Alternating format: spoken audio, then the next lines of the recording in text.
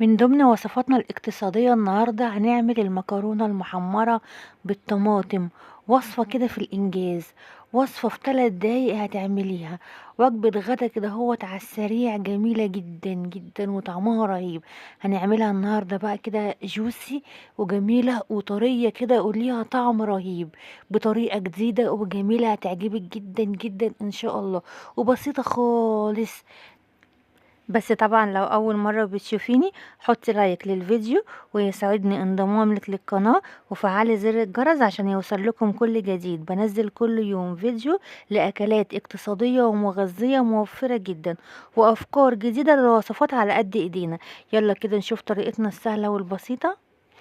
انا دلوقتي جبت الصينيه بتاعتي وحطيت عليها شويه من الزيت، وجبت حوالي نص كيلو من المكرونه. هي مكرونه صغيره بس رفيعه كده وطويله وبتاعه تحمير حلوه.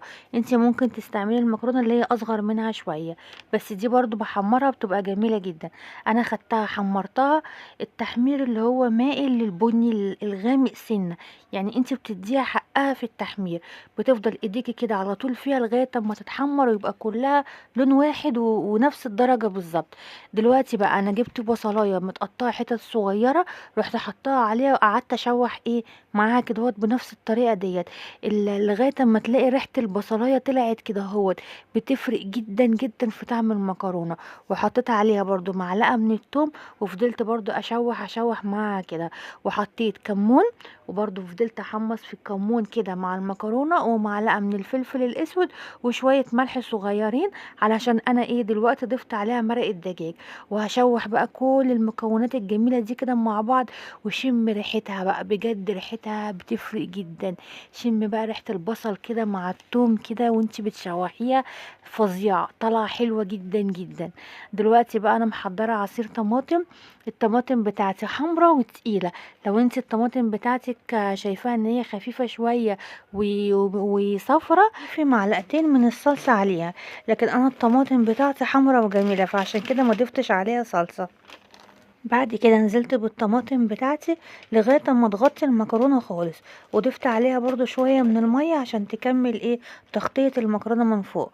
وغطيت عليها هي اقل من ربع ساعة، كانت استوت معايا وطلعت جميلة وجوسي، وبجد تحفة، طعم رهيب، خطيرة، ريحتها فظيعة بجد. انا طفيت عليها قبل ما تستوي كده هوت في حوالي 90%، يعني قبل ما تستوي ب10%. انا طفيت عليها لان هي بتكمل سواها وانت مغطية عليها. انا عايزه اقولك ان الاضاءه عندي في المطبخ ما كانتش كافيه جامد، كانت قليله قوي، فهي اساسا مش باين لونها، لكن هي في الحقيقه لونها حمراء وجميله جدا. لو لسه مكمله معايا الفيديو لغايه دلوقتي، ما تنسيش اللايك للفيديو ونوريني بالاشتراك في القناه. ودي كانت فكره فيديو النهارده، انتظريني ان شاء الله في فيديو جديد وفكره جديده.